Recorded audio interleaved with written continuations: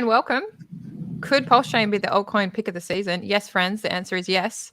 And joining us, Hex PulseChain legends. The people on the screen today have a lot of talent. They're hardworking and they know a lot about true DeFi. We have Crypto Vince, KatieeP Crypto. We have Hexastani Dylan, and we have Hodpril, and Sloth will be joining us. Welcome, everyone. Right on. Thanks for having us. Thank you for being here. Price action has been very nice in the last month. It's made us all, I think, a little bit more happy. Comments, people, price action. How's everyone feeling about PulseChain? Excellent. I'm feeling great. Yeah, we're doing good. I've thoroughly enjoyed the recent pump, and I think we have more to go. So I think we're going to have a fantastic year this year. Love it. Yeah. Vince, how are you feeling back there? I'm feeling good. I agree. Yeah. Richard took, I think, a lot of us by surprise when he came back with, 4 different law firms behind him and, saying he's going to fight the SEC. So, yeah, I think that kind of revitalized the ecosystem a lot. And I look forward to the next year, maybe 2. Absolutely. And KatieeP, you've been working hard. I seen you in spaces as I was going to sleep, and I was like, oh, she's working hard out there. And Dylan, you were in there too, actually. Yeah. You guys are looking very fresh considering you were up late. Yeah, I was trying to take a nap earlier, but lost cause. Oh, you have to have a little nap later or just power through. There's that. And Hodpril, you've got the beautiful picture in the background and you're looking stunning as well. How you doing? Thank you so much. I've been excited about the PulseChain as well. I just came back from the gym and I'm all noodly, but other than that, I'm really excited. I'm particularly excited for Ink at the moment and PulseX. But it's all on Pulse. It's Pulse is really the engine behind everything. So it's look at that. Look at those green bubbles. My goodness. This is from GoldKey. Yes. Thanks, GoldKey. It's surprisingly hard to find an ink bubble out there. Banter bubbles. Can you please include ink in your bubbles? It's driving me crazy that there's no ink bubble. No, I don't know where he got this ink bubble from, but thank you, GoldKey, for the ink bubble. So this is the for those that don't know on PulseChain. PulseChain is a hard fork of Ethereum. It's a layer 1. And in the last month, the green bubbles behind Banter on his show or Ran, they've all pretty much been Richard Hart products. So he doesn't necessarily always talk about them, but a lot of the green bubbles are Richard Hart products. So PLS being the native coin, Ink being the incentive token for the farm when you stake your LP token, PLSX being the token that represents the DEX. And then we have, of course, Hex on Ethereum and Hex on PulseChain. And as you can see from the price action in the last month, Ink has gone up 300%. It was 500% at one point. And yeah, it's just been an incredible month for people in PulseChain. And we would like to tell you guys all about it. So what I thought is we might just get into it. And I just wanted to show this really pretty graphic before I minimize it so we can see our lovely faces again. And we're going to be talking about the validators on PulseChain. We're going to be talking about some stats, some of the liquidity that's on PulseChain, just so that people that aren't familiar with PulseChain and they think, I often hear this comment like, oh, there's nothing happening on PulseChain. And I think, oh my God, like you couldn't be more wrong. But the ways in which you're wrong are so detailed that I can't just say to someone when they make the comment, you're wrong, because there's about 50 points that come into why they're wrong. So instead of just, ripping into someone and going, you're wrong, blah, blah, blah, blah, blah, it's like, well, let's just actually just tell you about PulseChain. So let's remove that. So my first question was about PulseChain performance since launch. And I think let's just talk about how we're feeling with that, because we're back up to SAC price with PLS. So I just wanted you guys to go through, what we've been through since PulseChain launched price action wise. And we don't give forward-facing statements with price action, but where's the sentiment at the moment with price action on PulseChain? Who goes first? I'm gonna have to pick people to talk, aren't I? Okay, Vince, you're up. We'll just go around in a circle, and then if you don't want to answer, then just pass. I'll let on Vince. Oh boy. Well, I think we Yeah, I know that the OA has kind of like kind of help us, give us a big push back to the sack price, but I think it's just kind of waiting for. I think we're just kind of washing out more people. The people that kind of wanted to get back to sack price to get out. Because I know a lot of people were flooded out, particularly before the OA stepped in. So I think we're just kind of washing out the remaining weekends, and I guess we're probably hoping to go up to maybe like 2x from here. But yeah, I mean, I'm mostly interested in seeing PulseX, climb up because it's still too low sack price. So yeah, that's the one I'm really excited about in terms of watching it pump. So, yeah. Nice one. And then do you have any thoughts, Vince, around the halvening? Like, do you think that's really going to affect us, or do you think it's going to be a nothing burger for PulseChain? I think it might pull us up a little bit, but I'm not really sure about that. Maybe someone else has a better answer.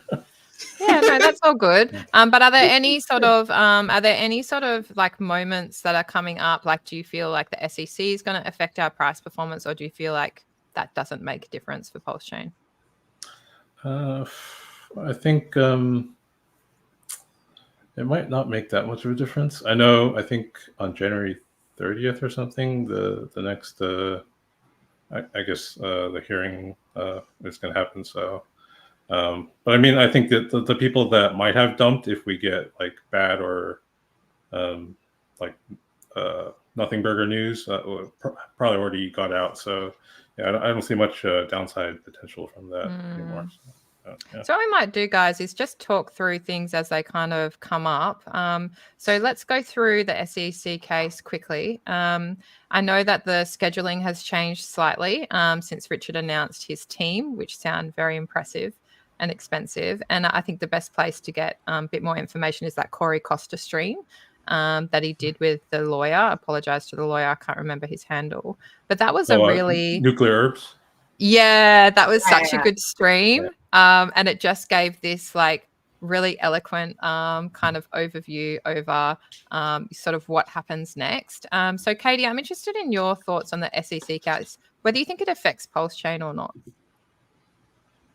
Yeah, I think it does. It already did, because it changes the whole entire sentiment, right? Like, I think everybody had too many questions and thought he abandoned us and ran away and would rug. So yeah, no, I think it changes a lot. And I think, the Quinn law firm being one of the biggest like law firms that there is, and they have like 10 awards for being the most feared law firm in the world. Like, they wouldn't really tell Richard to fight if they had a chance of losing, because it would also hurt their reputation as well. I mean, like, not financial advice. I'm not a lawyer either, but I've had a lawyer before in the past, and there were certain times where he said, it's going to cost you more money to fight this, and chances of you winning are, extremely slim. So you're probably just better off paying Katie. And I went, well, fuck you.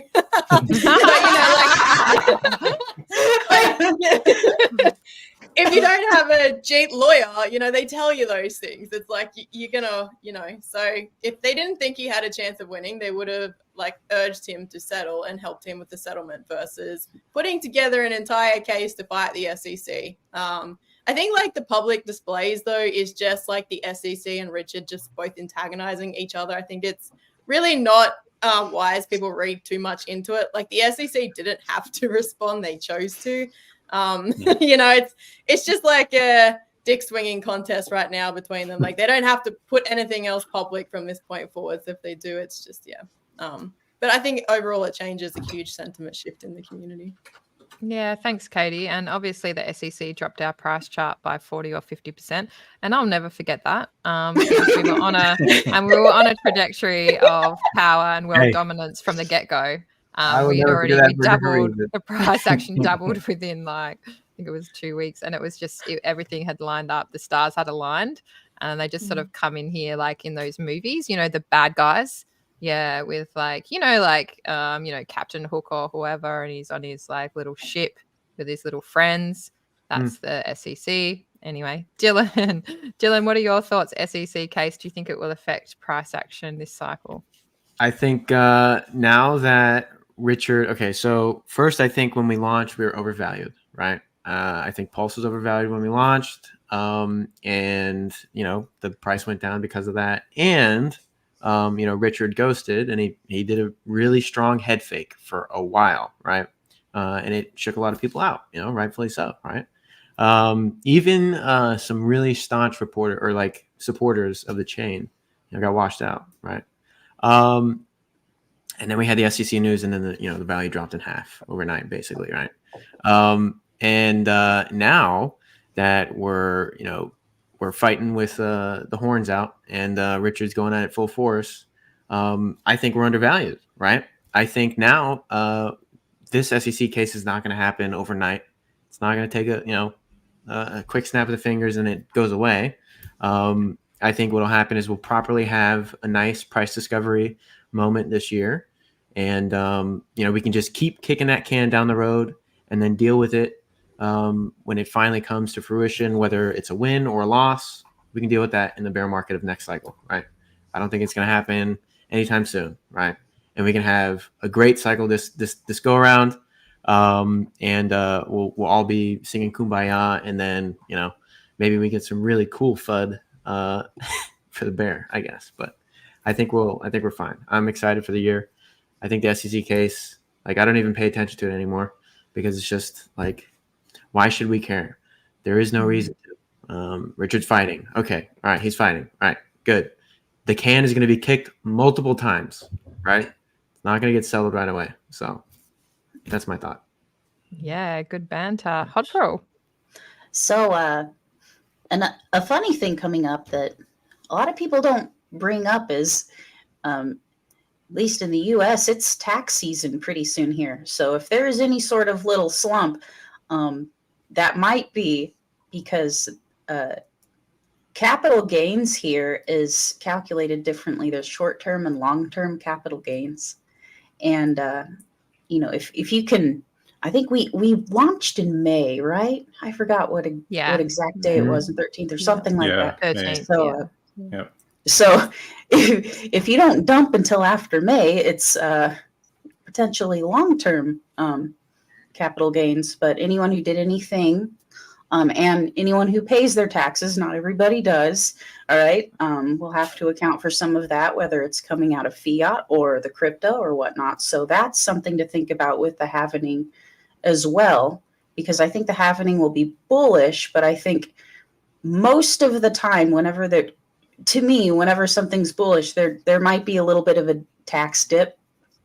But the big thing about PulseChain is whenever there's a dip, there's always a really good reason for it, right? Either the SEC comes out, and then they have to put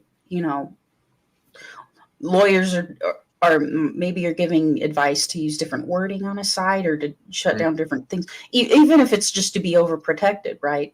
The halvening's coming up, the little bounce we're getting is, because of some of the funds. So it's not blind up and down. There are solid reasons for these things happening. So that keeps me bullish on PulseChain, because people are still here, even if, the SEC case is going on, even if, like Katie said, people didn't know if Richard was still here or not. And I mean, he was, and he has been the whole time, but undervalued is right. I think we might have actually maybe hit a bottom, possibly. We'll see what happens, but it's pretty exciting. I think it's going to keep going up relatively, Love it. I love where we're positioned at the moment on PulseChain. And I'm just trying to keep my cool, so I don't sell too early. Trying to be cool. I made this exciting slideshow, which I'm not going to use except for a couple of banger slides. All right. So this is a KatieeP tweet here, which made this banger slide. Let me read it out here. Most people don't know Hex dropped 94% when it launched. We're talking about Hex on Ethereum here. It's kind of crazy how similar the PLS and Hex chart look, right? What if Richard Hart assets are designed to outperform? What if they are designed to do a 10,000x? All I'm saying is I'm holding, not selling. So Katie, this was like a really awesome tweet from you, and I just want you to, I'm gonna take that down again so we can see your beautiful face. I want to just speak about that because I've kind of been thinking like that, like I've always like loved Pulse. I won't lie. Like a lot of my hopes and dreams are wrapped up in Pulse, and I have other stuff too. But do you want to talk through the tweet and the sentiment behind it? Yeah. The main sentiment is people don't realize that most tokens really do dip at launch. Like whether they have like a free claim or an airdrop or whatever form of aspect of launch they have, like most charts have a dip. When you like start zooming out, you don't see that dip anymore. It's only the people that were there at the time. And it's like people need to remember, if you're early, you have to put up with this shit, you know, and people that haven't been early before and they're new, they get really lost in the sentiment. They get lost in all the FUD. They get lost in the whole entire emotional roller coaster that we all go on, and they stop looking forward. And it's a really important thing that people do. You know, most people all know about Hex now, right? Like it's 4 years old and the community all know about it, etc. But nobody goes back and looks at like how it launched, how it performed. And it really did dip 94% at its launch. You know, it's things happen. You know, it's just what it is. It dipped harder than that at launch. Did you know that? Yeah, I think it was 99%, wasn't it? 98. 99 point. Woo! It was 98.3%. Yeah. We must be the craziest people in crypto. Day one AA, from the day one AA till the anyways. Yeah, like it was crazy, right? But nobody like talks about it or pays attention to it now because it's 4 years down the track and everybody's up hundreds of X's, still even down a 99% drop from the top. Like it's, and the other part to the tweet is like if you look at like V3 liquidity right now over on EHEX, for instance, there's OA money up at 3 cents, which would push Pulse. Like if we were to hit those levels, like OA money is like where it creates support levels types of things where people can like sell into it, and it just like creates a level, right?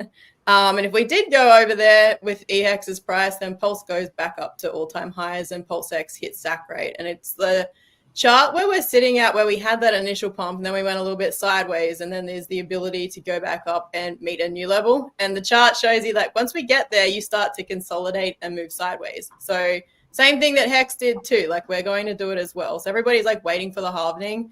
But I think once we reach a certain level again, we have a lot of people that we still need to wash out. Like there's a lot of people that need to sell.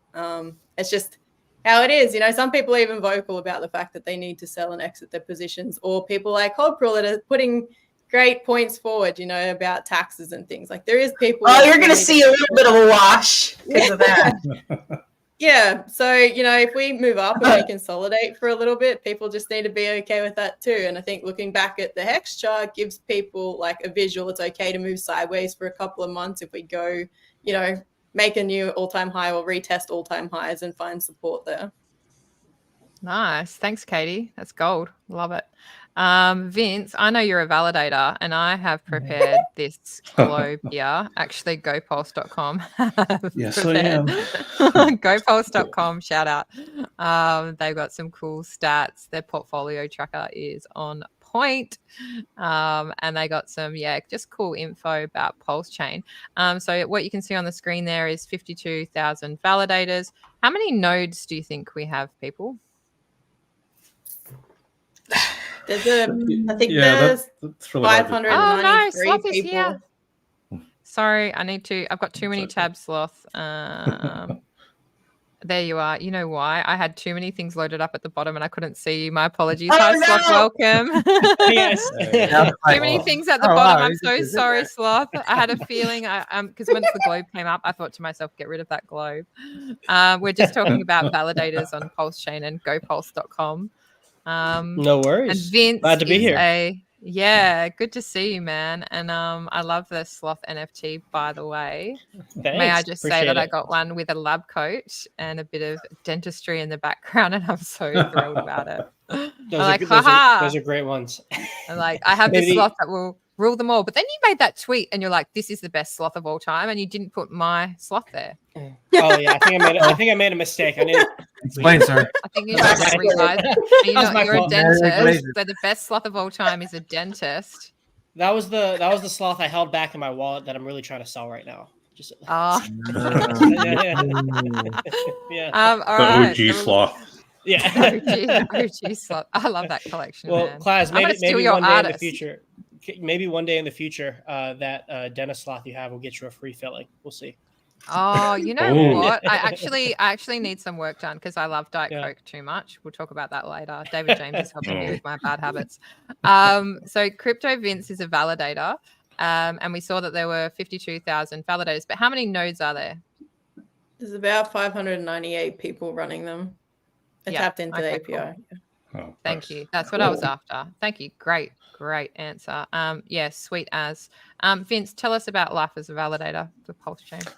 Oh, it's pretty interesting. I mean, it's mostly pretty low maintenance. Once in a while, like somebody like Hodl Dog or Dipslayer will tweet out about like software updates to the validator software. So that just entails me like having to shut down the validator and then updating software and then just turning it back on again and then waiting for it to resync. So that's usually pretty much all the work that it requires, and the rest of the time it's just like keeping it on and making sure you have continuous power and internet. So yeah. So Vince, when yacht party, that's what we're really getting to.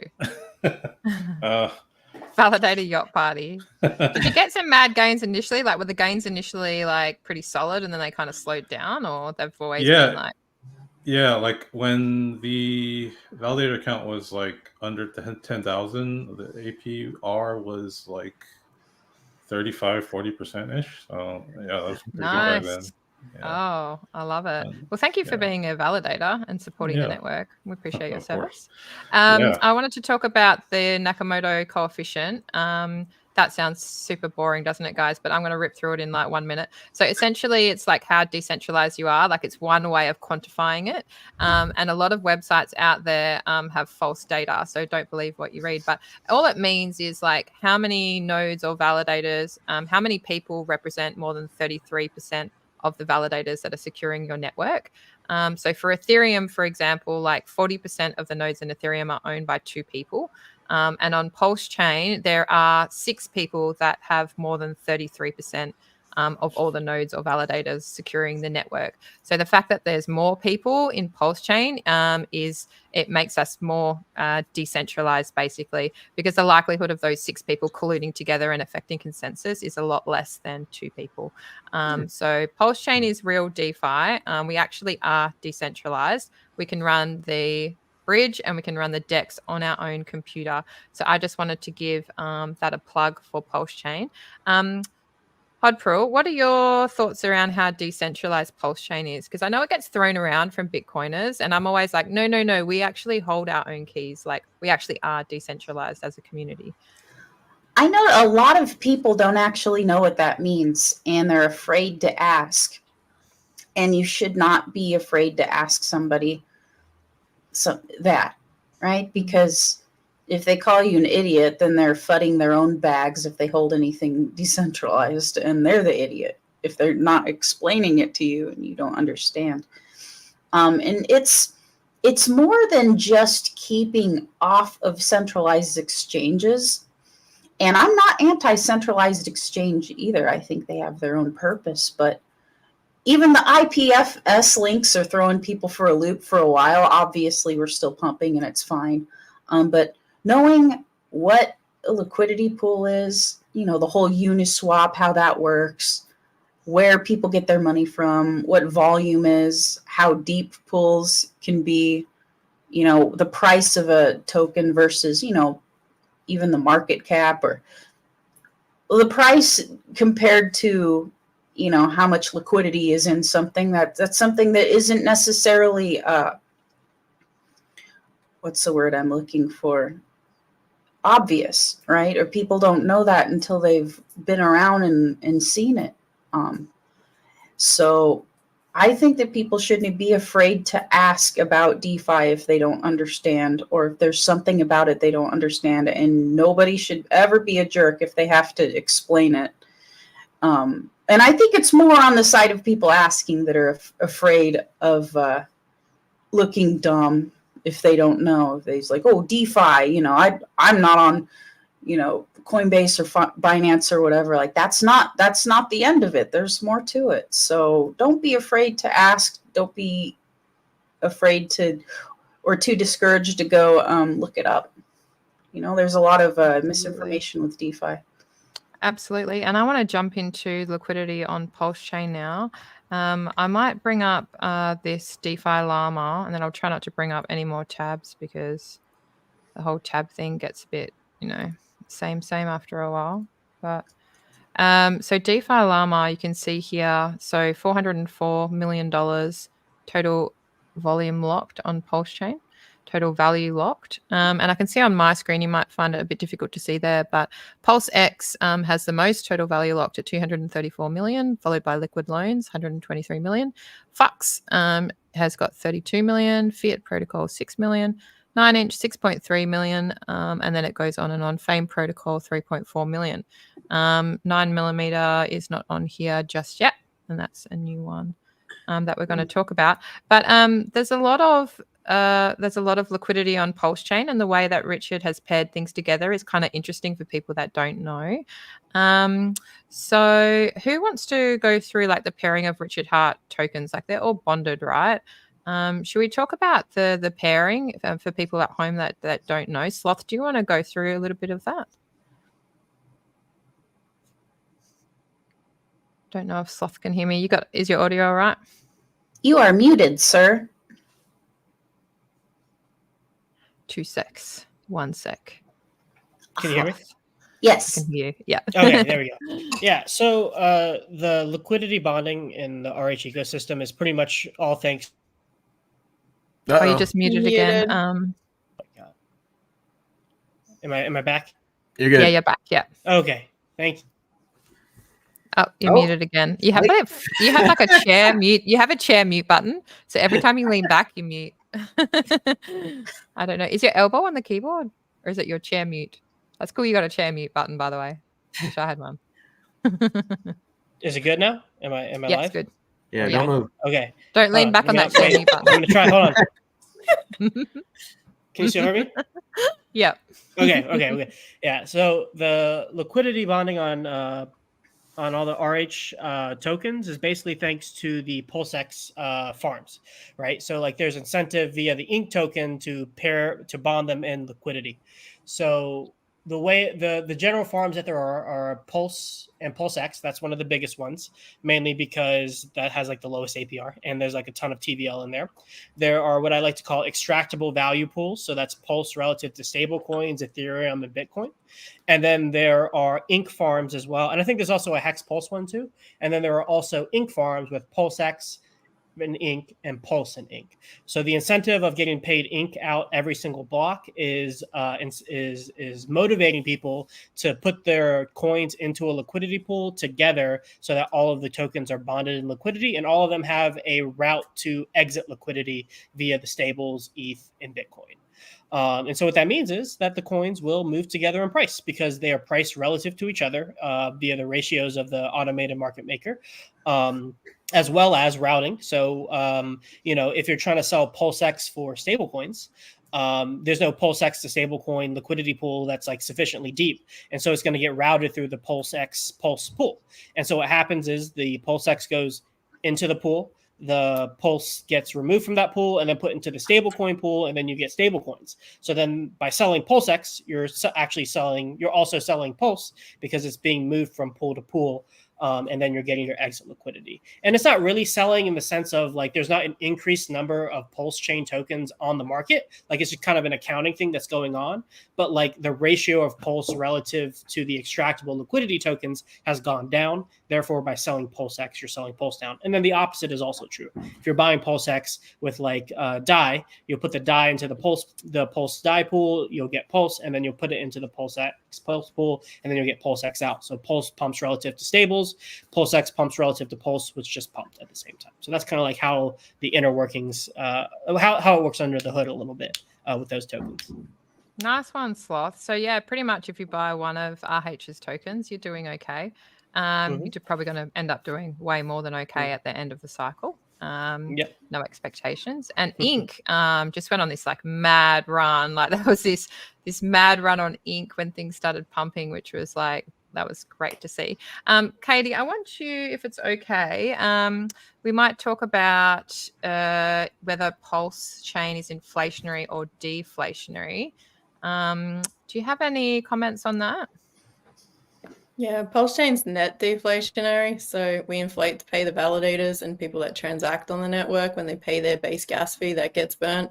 Like if you tip the validators to get priority in the network, that goes to the validators, but the base gas fee is always like, yeah, it's always burn, right? But we currently have, I think there was only one period there for about a week that we literally were net deflationary. The rest of the time we have been inflationary. And it's like, it's actually kind of a little substantial style of inflation too. Like I think we're inflating about 400 million PLS a day, and I think we're burning about 15 million. So, like, when we have adoption and a network that's getting a lot of usage, because we'll turn into net deflationary.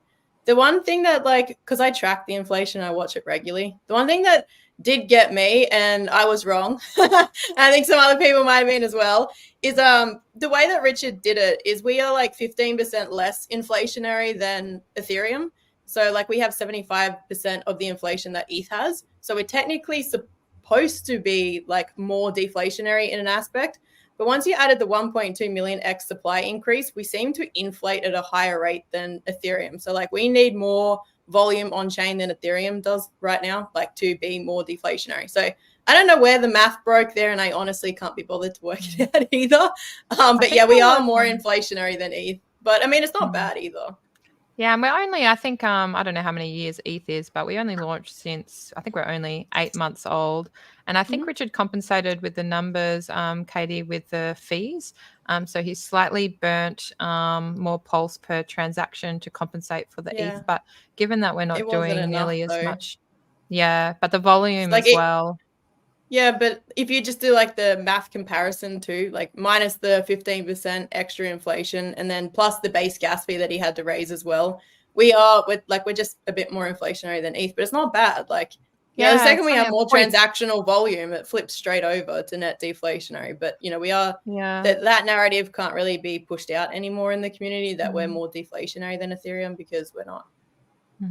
And I think we're positive like 0.18, and then I think ETH is negative 0.2, something like that. But yeah, thanks, Katie. I appreciate that. And there's really good stats. So shout out to pulsecoinlist.com. And if I get any of these websites wrong, they're in my description. So please refer to the description. But that website is for the stats is just so cool. And I actually love the frequently asked questions page, which sounds really like dorky of me, but it's actually like the best frequently asked question page I've ever come across. And it goes into that level of detail that Katie was just speaking on. And that's pretty cool. So yeah, shout out to PulseCoinList. Excellent website. Thank you very much, Katie. That was great. You guys are doing a great job here. I'm just kind of ripping through what I wanted to get through. So we are going to transition now. But before we do, I just wanted to make sure we went through some of the stats about PulseChain. Yep. So we're faster than Ethereum, obviously, and the gas price is obviously a lot cheaper. So the whole reason about PulseChain and why it was created is because people were struggling to end their hex stakes on Ethereum because of the gas fees. And the gas fees on PulseChain are astronomically smaller. So for example, if you want to release like 1,000-piece NFT collection, you don't have to worry about gas when you create that collection and you sell it. The gas is actually fairly negligible. So for a couple of $100 maybe in gas, even much less. But by the time you do everything that you need to do, you can release like 1,000-piece NFT collection, no problems. On Ethereum, you have no chance of doing that. So that's what I'm kind of looking into at the moment in PulseChain, the way that we can onboard using NFTs, which we might go into later.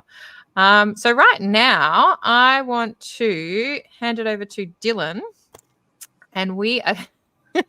Dylan's done this before. Dylan's like, this is number 1,000. So Dylan, I've got like a little, one sec. Don't press the wrong button. I'm going to share my screen because I've got the Phiat page that I just want to have up when you speak on it. Okay. Phiat. I wanted to start with Phiat.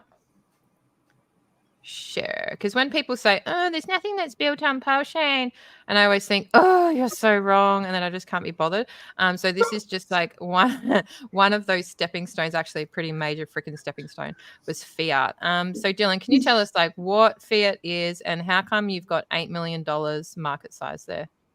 Yeah, so Phiat is your one-stop bank on PulseChain, right? It is an Aave v2 fork. If you're familiar with Aave, you'll basically understand and recognize everything that's on this page right now. But essentially, it is your place for borrowing and lending for various Richard Heart assets, right? And even hard cash. So if you wanted to borrow against stablecoins to buy Richard Heart assets, you could. If you wanted to borrow against your Bitcoin, if you wanted to borrow against your ETH, right? But it's tailored for hexagons, right?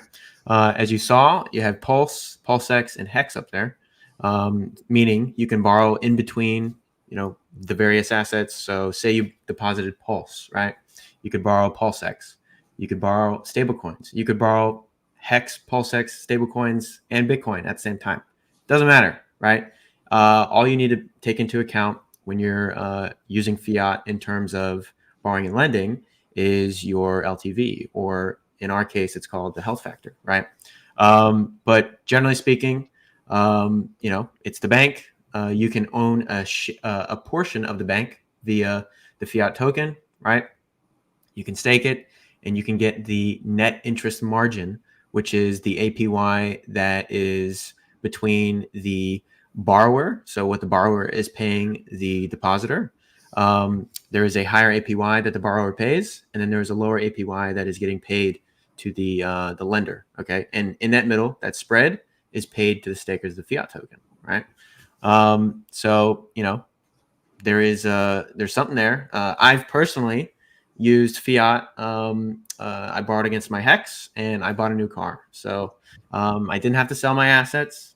I don't really have to worry about getting liquidated because it's such a low, my loan is so much smaller than my actual assets on there. So, I'm chilling. But yes, it works.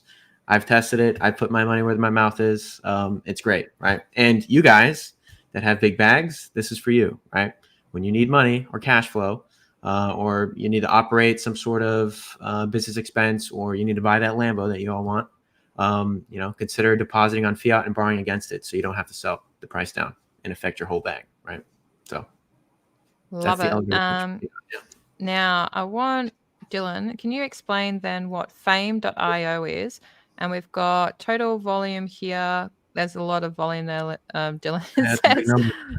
What's Dylan, maybe you read that number in case I've got this wrong. That's a lot of volume. Oh my God.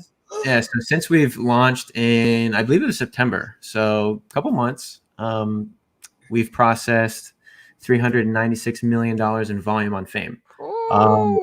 Yeah, and our total fees since September is around $2 million, right? So what's unique about Phame is you can play this game three ways, right? It is a leverage trading platform on PulseChain to start off. So first way you can play is you can be a trader, right?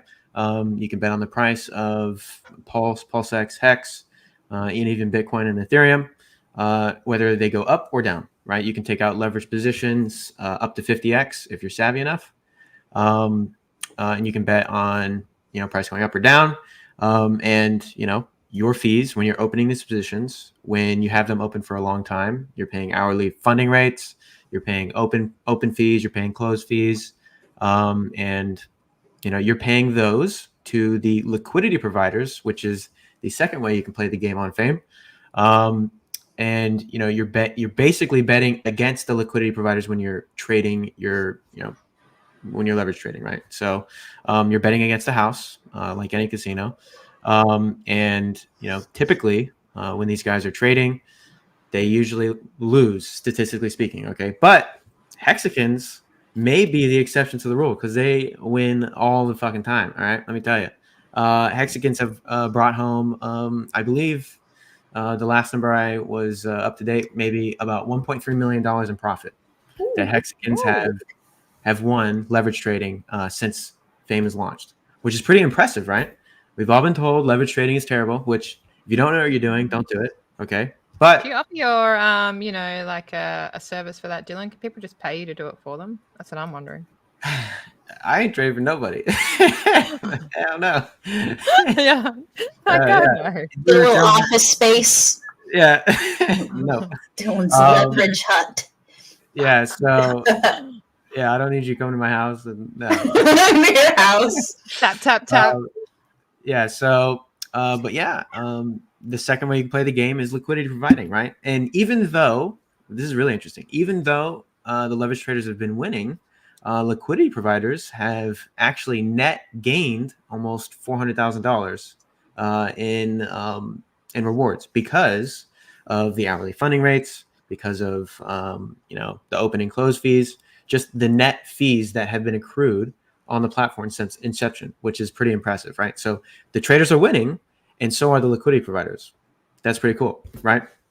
Nice. So that was sweet. Thanks, man. Yeah. Do you want to go? Yeah, sorry. Yeah, and then the last way you can play the game is to be the equity shareholder of the casino, right? You could just stake your Phame tokens, and you can earn an APY in the PHLP token. So that was good stuff there, Dylan. Thanks for that. And then the Fux pools, you guys got the Fux pools as well. So an alternative DEX to PulseX. So you guys are just killing it out there. So shout out to Buck. You're doing a great job there, Buck. Like you got some killer products. Richard Hart shouted out your project in a tweet. And I thought that was really cool because years of your work, you and Buck and the team. And then to get that tweet, and I know KatieeP's done a couple of really great streams and spaces with you guys as well. So I think, everything's coming together. Yeah, in a very profitable way. So congratulations and well done. That's great. All right. So we might move on to Icosahedron because there is some really cool updates. So Sloth, I'm going to bring up just the webpage so people know what the webpage looks like for app.icosa.pro. But do you want to just give just a 2-minute thing? What is Hedron and Icosa? And then we'll jump straight to the updates in that ecosystem. So if you just say why it was created, and then we'll skip straight to the higher level stuff on the updates and how people can game it. Yeah, so I guess most simply understood, Hedron and Icosa are a derivative protocol built on top of Hex. So their inflation model, as well as their redemption value, is based on Hex T shares and B shares. So Hedron is distributed to those who have B shares, and if they serve a day, they get 1 Hedron per B share.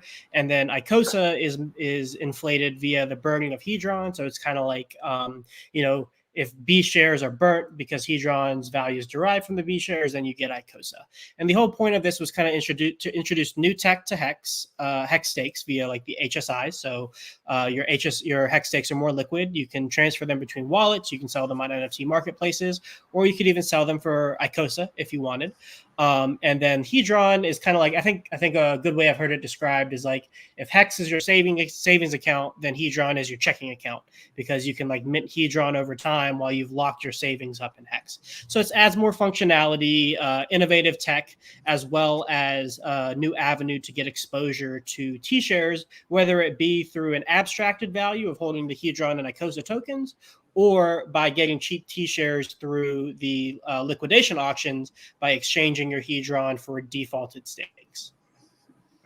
Very nice. And I know heaps of people get super bullish on Icosa. Hodpril, I know you are one of those people.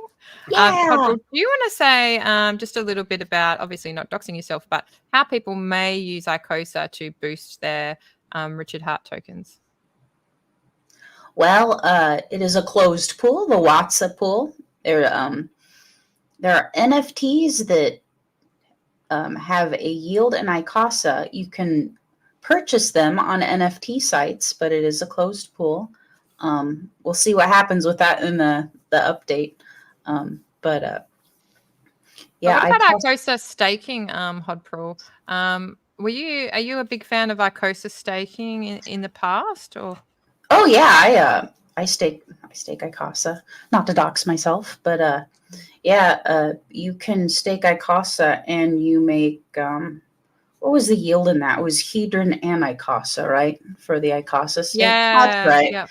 Yeah. Hard to keep up because Because you can stake Hedron as well, and then you make Just the Icosa. Icos off of that. Yeah, that's Yeah. like Icosa, but yeah, you can stake. Because for a while there was this magical period when you staked Icosa, and the yield was just going nuts. Like it was. It had to do with solid. the auctions, because a lot of the burnt Hedron would end up going into that pool, right? And depending on your percentage of the pool, you would accrue more Icosa, and it slowed down. But that's kind of what's exciting about the upcoming. Not to bring it up again, but the upcoming update, possibly with the Hedron and Icosa system. Yeah, let's get into the But, yeah. update, Sloth. Do you want to tell people about the update? That's pretty cool stuff. Sure. So the update is appears to be the result of, I guess, a philosophical position that Alex has of cross-chain unity between Ethereum and PulseChain. And then this is my personal speculation. I don't actually have any information, but also a practical thing where it's going to make it easier for him to plug in Hedron and Icosa into any future protocols that he wants to plug in these tokens with. And so the cross-chain unity side is when these new contracts are released and you migrate your tokens from one contract to another, the new tokens will have the same utility across both chains. So if you mint the new Hedron on V2 and you bridge it over to PulseChain, well, you can stake it natively on PulseChain to be earning the fees that are generated on PulseChain. Not the fees, I should say, the Icosa inflation, and then the Hedron drip as well. And you can use eHedron to bid on P-Hex stakes. So you can get T-shares on PulseChain, native PulseChain T-shares with Hedron that you got from Ethereum, and then also vice versa. There are some new updates to the HSI tech. So instead of HSIs, they're HMIs, hex mining instances. So there's new tech in terms of like when you mint them, they're automatically NFTs versus with HSIs, you had to upgrade them yourself, as well as they're introducing leverage into the system. So you can borrow up to 10x the amount of mintable Hedron that you would have if you served your entire stake. And then Alex has also hinted at some potential cross-chain utility with eHex on PulseChain as well. A new marketplace is going to come out where you can bid on HSIs with Hex, Hedron, or Icosa, and the Hedron and Icosa can be on either chain as well. They're basically going to be treated as one-to-one. So it's not their dollar value that matters, it's the number of tokens that matters for this kind of stuff. That's kind of the change that's going to be made. Let me think if there's anything else important to mention about that. What about the buyback, the HSI buyback? There's going to be some kind of Icosa ceiling bonus thing. Yep. That's pretty sweet. Yeah, so if let's say you have $1,000 hex stake, and when you sell it to the HSI buyback, you'd only get $500. That extra $500, based on the difference between the Icosa value that you get versus the hex value that you get, will be given to you in Icosa, but it won't be liquid. It's going to be given to you pre-staked. So it's going to be staked, and you're going to have to wait for it to be unlocked, but you'll be earning yield at the same time. So it kind of increases the incentive to get HSIs, or I guess HMIs in this instance, into the auction house, especially if there are other reasons why you might need Icosa for whatever that reason would be outside of just staking it. If there's another reason, that could be like a way to get it, and then you'd have to wait a little bit of extra time to get that extra bonus as well. Very nice. And what about the whales that would be interested in this?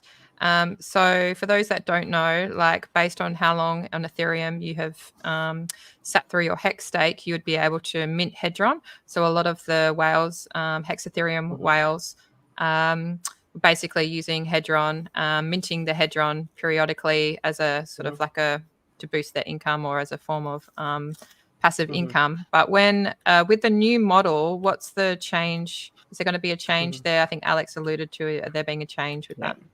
So he ran a poll in the Icosa Telegram, basically like, hey, do you think it'd be cool if I change the minting bonus for people? So the way that he described it was, you can mint one time at 10x, then the next time at 9x, then 8x, and then it'll go down sequentially until it gets to 1x. And so this is probably, again, my speculation in response to the biggest criticism of Hedron is that the whales in Hex got way... Dylan's like, I'm not complaining. I'm happy about it. That poll went out, by the way. Yeah. Yeah. Yeah. And so that's been the biggest criticism of Hedron, both from people who don't hold a lot of T-shares, but also from people who have big T-shares, because they're like, guys, I have too much and I don't care. I'm just going to dump it on your heads. And so that's probably, and Dylan's saying, yeah, pretty much. I just know people that do that. So yeah. And that's perfectly legit. Like, it's their tokens, it's their money, they're playing by the rules. Like, there's nothing wrong with it.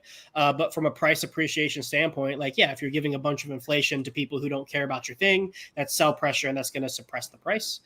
There are arguments on like why maybe that may not be the worst thing in the world, but like, you know, anything that reduces inflation, I would say is a good thing. And at least at the very least, from a narrative perspective, people will get a lot more aboard in Hedron if they hear that inflation is being dampened by a lot.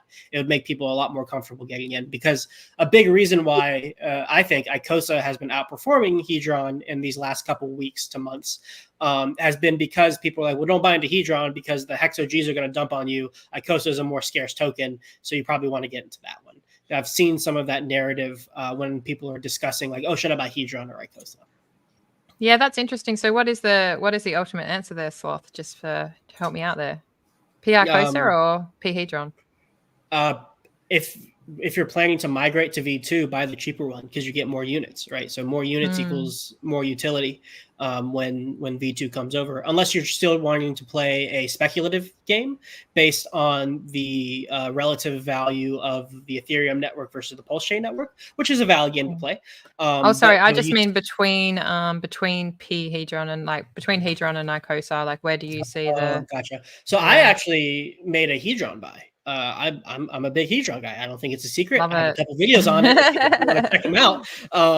I value the token Hedron a lot. I have a specific goal of the number of tokens that I would like to have. That will be like my, maybe not forever bag, but like I did it. I accumulated as much as I want, and I can like kind of move forward from there.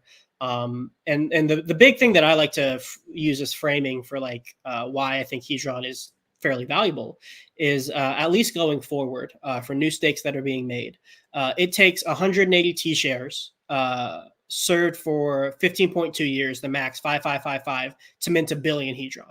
So you need to have enough money to get 180 T shares for 15 years, and then you have to serve that entire period to be able to mint another billion Hedron via inflation. Now, this is obviously not true for the 10x minters, but that 10x, that 10x to whatever, the bonus, the launch phase bonus minters, that's not true for them, but there would never be any more of those. And so we've seen people early end stake, those with the 10x bonus gone, all that inflation in the future gone. And I mean, Steph from Staker app, he was a big proponent of basically saying like, I'm just dumping my Hedron. Like, I don't care about this token, I'm dumping it. And then I think there was some things, some analysis where he ended a big stake that he had. Well, all that 10x bonus in the future is basically gone. That 10x inflation is gone. So any new stakes in the future, a billion Hedron is a lot of Hedron. And so if you get 10 billion, that's like having 1.8 thousand T shares in your wallet, just sitting there liquid. And you can even stake it too if you want for a modest yield right now, but this the protocol is cyclical. And so you're at least positioning yourself if future activity comes. So those are kind of the things that the narratives that I tell myself and the calculus that I do to continue justifying buying Hedron, because I'm not a Hex OG, I'm not a Hex whale, I don't have these T shares, I don't have the capital to get the exposure to the T shares that people who earlier in the game were able to get. And I'm very happy for them, but this is my opportunity to get that exposure, even if it's not, direct access to the T-share. It may be a level abstracted from it. At the very least, it's an order of magnitude above the exposure I can get directly. Love it, Sloth. Love it. Guys, we're going to wrap up because I've got a space that I promised someone I would do in like a minute, but we're going to rip around the room. So you still, Hodpril, you want to do your closing stuff and your Hodpril, are you going to join me on this space? I hope you do. Can you hear me? I can hear you. All right, cool. Because I had a crazy loud mic. Yeah, I'm down. Oh, thank you. I appreciate that. Yeah. So my closing statements are, there's 2 shout outs I didn't get to do. Possibly should have made this stream longer. One of them, 9mm.pro, is a fork of Uniswap V3. And so it's an alternative DEX. So you can do one-sided. You could only put one side of the liquidity pool up if you want. You can do it in a tight range. You can set it for the future. You can do cool stuff, and they've got an NFT marketplace. So shout out to them. That's super exciting, and I look forward to going through your NFT marketplace. I haven't had a chance to do that. Shout out to hexoa.com. So HOA for me is my chosen meme coin. Shout out to the Tang Gang, Free Mint Fridays. They, a lot of adoption of PulseChain is coming through NFTs, and the Tang Gang, I feel, are pushing and driving that change. So shout out to the Tang Gang, and hexoacoin.com is their website. See the link in the description. Under the More tab is all the collections, including the Vitruvian collection, which is my collection. I have a collection dropping next week on Free Mint Friday, which is called I Am David. I will release a video after I've finished with my spaces of my entire collection. Set to this like audio backdrop, which is super dramatic. So I hope you enjoy that, or maybe you won't, but whatever. This stream has been a little bit higher level, Benny. So so it was designed almost based on the Ivan stream, where Ivan had a lot of questions about PulseChain. So I wanted to make a stream that kind of went through each of his questions. Just so if there were other people, whales out there thinking about PulseChain, we can drop the alpha, tell you what's up, and then they can make their decision what they want to do with their investments. Crypto Vince, thank you for coming on. I hope you come on my show again. Do you have any closing statements? Oh yeah, thanks for having me. Actually, if I could, I just wanted to kind of shill the. I actually co-wrote a book with cryptographics, basically about the RH ecosystem, and I just put the link in the private chat. Nice. It's I have that book. I have that book too. Yeah. So if people just want to know the basics, and if they prefer reading, they can go ahead and buy that on Amazon. And, you got an audio version as well. There's an audio version too, hey? Yeah, we do. Yeah, and shout out to Sloth too, because I believe when cryptographics was researching the icosahedron part, he consulted you a lot. So yeah. You've got a hand in it. It's a killer. Well. It's a killer book, man. You guys did an awesome job. Thanks for everything that you. Yeah. Thank you for that book, Vince, and everything that you do. And if you want to know more of Vince's thoughts on the ecosystem, buy that book. I'm going to put the link in the description. Katie, thank you for coming on. I know you had a late night in Spaces with Dylan and the builders of PulseChain. So I really appreciate you, and the projects that you're a part of are super cool. Do you want to give any plugs, shills, shout outs, any final thoughts? Shout out to the community because they're fucking awesome. Love it. Love it. That's cool. We appreciate you, Katie. Thank you for coming on. Dylan, final thoughts, shout outs. I want to shout out Corey and Dane. Those are my guys. All right. Corey and Dane are actually actively right now shilling PulseChain and Richard Heart ecosystem to multimillionaires. Okay. They closed the deal this morning, and somebody's going to bring in 100K, right? So, I heard that down the grapevine. Thanks, so those guys get up on stage, and they talk to really wealthy people that are in real estate, okay? Those guys are the bomb. Whales' lives matter, and those guys target whales, and I fucking love those guys. So, I just want to shout out Corey and Dan. Excellent. Shout out. Thank you for being here, Dylan. Like you did a great job today, and every day. Hodpril, final thoughts and shout outs. Thanks for having me. What an awesome group this is. I'm honored. Oh, thank you for being here, Hodpril. Appreciate it. And please join me on the spaces. I'm not great in spaces. I'll join you. We'll be fine. Don't worry, I got you. Thanks. Cool. I'll be like Hodpril. What? Help me. I'm here, Klaus, at the space. Love you, Hodpril. Sloth, final thoughts and shout outs. No, it was great. I'll mirror Dylan. Shout out to Corey and Dane. Those are great guys. I consider them friends. They're doing great work for the community, and they're really supportive of people like me who are trying to, build an audience, build an influence, build a business. So amazing asset to the community. Class, thank you so much for having me on. I always love coming on. Vince, man, it's been a minute since we talked. It's good to see you, man. I hope you've been well. Hodpril, always a pleasure. And KatieeP, it's good to see you. Dylan, we have a stream coming up. I'm sure at some point we'll be scheduling it. So I'm looking forward to that. You let me know. I'll be there. Yes, Thank you, everyone. You have a great day. Appreciate you all. My daughter managed to escape her room, and she's got me. That's life. See ya. Bye.